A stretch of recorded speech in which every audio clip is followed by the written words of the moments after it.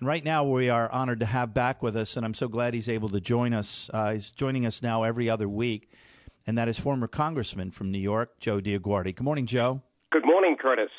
Now, how are you? I've got a lot of folks today that are, I'm sure, out there going, wow, Curtis is really worked up. Curtis is just over the top. Curtis is just out of control. You should be. Because, you know, Joe, again, I'm going to say to you what I just said to my previous guest. I find it absolutely repugnant as someone who put everything I had on the line, who worked my tail off for 18 years, 24 hours a day, risked everything I had every day to create and build businesses, that I would be so insulted by this president, this Marxist president. If you've got a business, you didn't build it. Somebody else made that happen. Joe, I don't know what to say. What has happened in America? Well, we've certainly changed the debate. It's hard to believe that what I was taught by my father in that grocery store in the Bronx and what I learned as a CPA over 22 years serving many clients at Arthur Andersen, you know, that you had to be productive and self-sufficient. You had to plan ahead. You had to have a budget. All these things now seem to be trumped by politics. What we're hearing today is political rhetoric on everything. There is no indication that we can have any compromise. And if we don't have at least the glimmer of some way to solve some of the problems we have right now, there is no way to have growth in the United States of America. And without growth, we will not solve anything. And this is the problem we have. You know, Joe, political system is trumping everything. You know, Joe, I am sure that you dealt with the same situation when I was a young man coming up through the ranks in business. I had to prove myself to be at that table. I had to prove myself once I got to the table. Once I decided I was going to risk everything and I was going to start a business, I had to prove myself not only the day I was able to open my doors, or actually before that, but every day my doors were open. And today we give such credibility and listen to folks involved, or we allow people to be involved in these debates who have absolutely no proven experience or track record in success. It didn't used to be that way in America. You had to earn your place at the table. Not anymore. This president, who's a rank amateur, someone who's a rank amateur and has no experience, is telling us, even myself, was a small business owner, how it works and what it's all about and what are the priorities and what's the relationship in the private sector versus government. This man knows nothing and has done nothing. Well, look at his record. I mean, look where he came from. He was a community worker. He was a senator for 2 years. He gave a great speech at a convention. He could have been a preacher, but he's president. Now, does that mean that he's got answers because he sounds good? And this is what we have to look at. How did he survive? He took advantage of the affirmative action that we had here. Nothing wrong with that. We tried to, make sure that everybody benefited from America.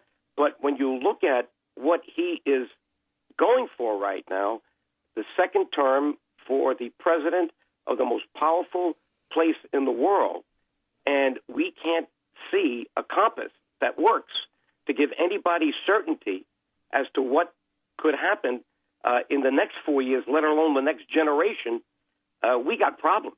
And it's all over the place. Now we're dumbing down the whole political debate to what is on Bain's, what is on Romney's tax returns, what jobs did Bain outsource when Romney may or may not have been in charge. Hey, what about the future of this country? And what is he saying in that recent interview with Mr. Rose? What does he say when to respond to the question of, well, could you tell us some maybe mistakes you made in your first term? Well, I didn't quite recently. I haven't quite given enough eloquent speeches. That's what America. That's where we are now. It's all about show, not about substance.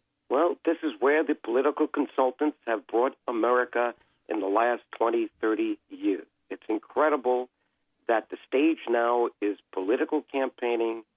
Get your best consultant you can. Make sure you raise enough money. Get your message out. Even though the message may not be the right one, if you say it enough, the people will believe it. And where's the country going? This is what's going on. You're going to see $1 billion spent, probably just in the next cycle here, the rest of the cycle till November. And I'm not sure there's going to be any information given to us that's going to mean a damn about tax policy, growth, any policy that's important to the future of the United States of America and to the next generation. But, Joe, you get the government you don't show up for. And I believe in the first three words of our Constitution, we the people, not we the elected officials, not we the government bureaucrats, but we the people. And out there across America, just as I've been disappointed in the community of faith and its leaders, because that constituency is a huge influence if they decide to engage. I mean, look at what we've done in the grassroots conservative Tea Party movement. Once we engage, look at the influence we had. Where are the business people?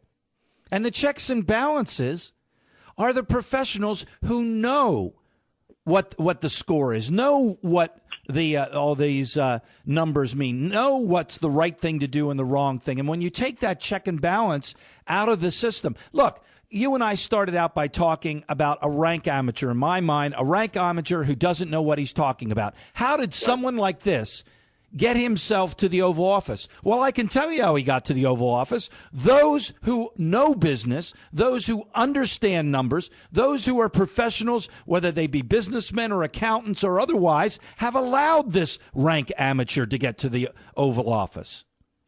Absolutely. But it's all about communication, and communication requires message, and message in America requires money.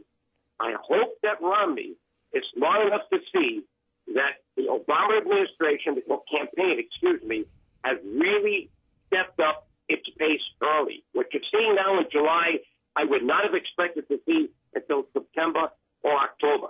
I hope there are some bullets left in Romney's gun, because the way they're playing this tax return stuff that he's only allowing 2 years, and then, Mitt Romney comes back and says, well, that was the precedent that McCain set. Well, McCain lost that campaign. Mm-hmm. I wouldn't use him as a president. And then we go to the outsourcing of jobs. Maybe Mitt Romney has to defend outsourcing in the sense that, hey, we're in a global economy. That's where efficiency comes from. We don't want to send all the jobs overseas, but you just can't walk away from outsourcing when we're trying to become a global leader. So, I hope he's ready to take on the message makers in the Obama campaign. No, that's exactly what I'm saying. Joe, that's exactly what I'm saying. There's a perfect example. We're talking about an outsourcing. The argument and the discussion should be exactly what you talked about. This is a global economy. This global economy has been rolling itself out over the last 2 decades, and we have to be a player in the global economy. This is the new norm. And this rank amateur has you caught up in a conversation about how many jobs overseas, how many home, how many companies moving over, when in fact that shows you that he knows nothing about business or the global economy. That's how it has to be put. No, his main argument boils down to class warfare. That's right. Why are you hurting the poor? Why are you taking away the Medicaid? Why are you doing this and that? Why aren't we paying, wages that are equal to women? We want justice in America. I was there. I was in Congress. But we got to look at the big picture as well. And, when you're looking at a country that's this big, we need big solutions. And we're not getting them. I don't see the vision. I don't see the details. I see nothing but political rhetoric. And as a CPA, someone who spent 22 years in the accounting profession, I'm sorry to say I don't see numbers that I can trust. And I would wish the millions of accountants in America woke up, weighed in, and told the truth that things are not adding up.